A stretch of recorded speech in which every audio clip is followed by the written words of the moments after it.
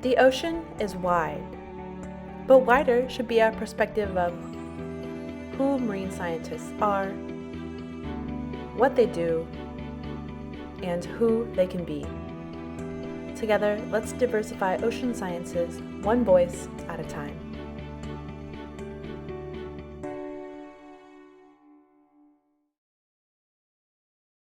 Actually, I am in California visiting my Okay. father in Santa Barbara. So in Oregon, it's rainy, and in Santa Barbara, it's sunny. I am Virginia Weis. I use she, her pronouns. I am a distinguished professor at Oregon State University in the Department of Integrative Biology.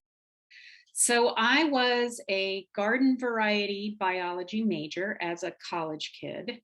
I did not have the sort of Jacques Cousteau desires. I was just a biology major. I really liked biology, sort of going through things. But my junior year, I had a cell biology lab course that involved electron microscopy. And I got to image the mouse retina.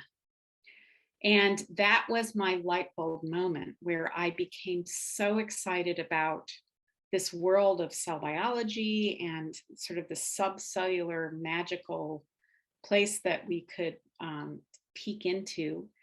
And I could, from then on, it was really, I never looked back. I asked to find out if there were any faculty members who were looking for research assistants or undergrads. And I hooked up with someone named Leo Buss, who has just recently retired. And his work was on a little colonial hydroid, Hydractinia, which lives on the back of hermit crab shells. And I did a project on my senior year on the larvae, the planula larvae of Hydractinia at the electron microscopy level. And from then on, I sort of moved on to an interest in cnidarians in general and wanted to go to graduate school and was admitted to UCLA into Len Muscatine's lab, who is really the grandfather of coral symbiosis. And so it was at that point that I was introduced to the world of corals and symbiosis and coral reef biology in general. From there, I just became very interested in the physiology, biochemistry, cell biology of symbiosis.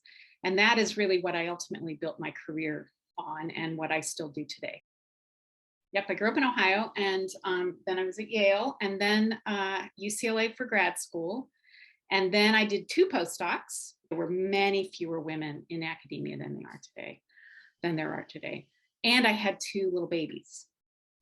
So I had a young family, a husband who was extremely supportive, but again, it was pretty unwieldy. We had to earn money, and it was hard to thread that needle. It ended up working out, but a lot of things had to fall into place correctly, and so we were fortunate. So I think one message I would have is, your path can often be meandering. It doesn't have to be something that you were, born with an epiphany. It can be something that you kind of fall into through a series of crooked turns and bends. I think the pandemic has ripped this open very clearly. And that is, not to be too blunt, but what are your last thoughts going to be before you die? Are you going to be thinking about that last paper? Are you going to be wishing that you had published that, treatise that you never did or gotten that one more grant? No, you're going to be thinking about your family and your loved ones. And so, yes, it is very challenging to do both. I think it is more possible today than it has been in the past, but it's still very challenging. What one can hope that one has is incredible support from your partner that allows you to realize your professional goals and that you're in an environment that is giving you the support that you need. 3 mentors. I had a male PhD advisor, and then a female postdoc advisor, and then a male postdoc advisor. And all of them were supportive of my life choices. in that, in fact, my second postdoc, Paul Levine, he was past retirement age, a very successful white male. And I was worried because I arrived at his lab 9 months pregnant with my daughter. And so, of course, that was a big, once I got my fellowship and I kind of dropped the news, oh, by the way, I'm going to arrive 9 months pregnant. He was incredibly supportive. And I'm not saying that this is across the board, this happened, but I was fortunate to have mentors who believed in me and who were willing to kind of, in those days, it was less common. So they believed they had confidence in my scientific skills and my ability to focus on the project. I also got from my mentors a strong sense of trying to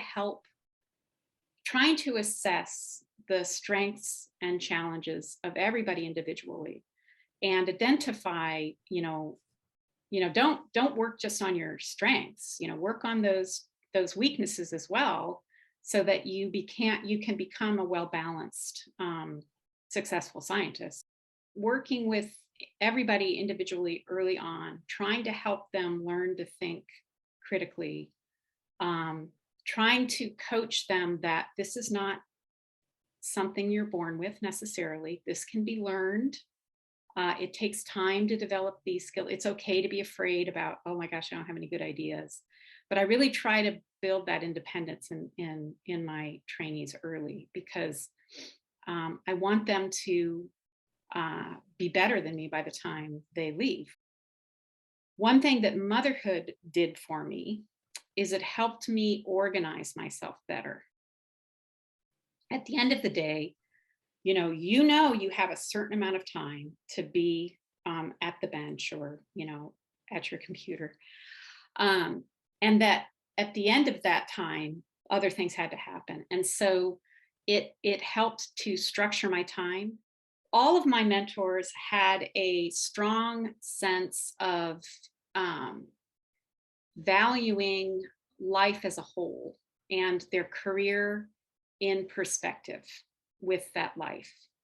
So Len Muscatine, who passed away in the early 2000s, he, again, was a giant in his field of symbiosis. He worked really hard and had great leadership with his lab, but he also knew how to take time off. And I got that from my mentors. And I think that's not an American value. And that's not a good thing. So we have this twisted sense in America and in academia in general about this. If you're not devoted, it shows that you take weekends off, or if you're not working a 60-hour or an 80-hour week, then you don't really belong in academics. That's just a bunch of hogwash. It's just a bunch of hogwash. People of diverse backgrounds bring a diversity of perspective. And so therefore it makes science better because of that. And so, that argument is more about people of diverse ethnic and racial backgrounds. But I think that's incredibly important. And I think we have a problem in our field where we are very, very white and male. But I have certainly had a lot of international people come through my lab. And I think that opens the minds of everybody in the lab. The Americans in the lab, they get exposure. I've tried to provide travel opportunities because our lab is really more lab focused than it is field focused, because we really work on model systems mostly. But people come to my lab because they're interested in coral. So I try to give them opportunities where they can travel as a part of their thesis work. One of my goals has been to try to attract people outside of the field of coral biology to come in and help the field with cellular and molecular questions that are really outside of our expertise. That's one problem. The second problem is coral reefs largely fall in nations, developing nations, where people of color are those who are bearing the brunt of coral reef decline. And we haven't figured out ways to provide opportunities for those people to be able to perform research and be trained on the systems that mean so much to them. So I think that's a challenge that we have as a field. Looking back on my young self, I feel that I'm pretty much the same as I was then, except, of course, I have way more wisdom. And my wisdom is, there are times when and I try to tell this to my students too, when you're in the trenches and you cannot see your way out. You feel like that experiment, it's not working. I'm getting zero data. My life is over, right? My career is over. I suck, right? I would urge myself to try to take the long view of the arc. Okay, so this set of experiments is failing. Even this, let's just make it way worse. This PhD experience is terrible, right? But I'm going to get past it, and I'm going to keep doing what I do well, and I'm going to find a way. I'm going to find a path. A colleague said to me when I was a young assistant professor, a white man, said to me, "You have gotten here." He was inoculating me against imposter syndrome, even though that wasn't even a term yet. But he said, "You've gotten here doing really good things. That's what you need to continue to do. Just continue to do what you've been doing, and you're gonna succeed." There are barriers for lots of people of different groups. And so I think that I don't want to sell those barriers short, and those are significant. But again, if you can remain centered in your belief that science is interesting you and it gets you out of bed and it gets you excited, even the bad experiences are going to give you things that are going to help you move through a successful career.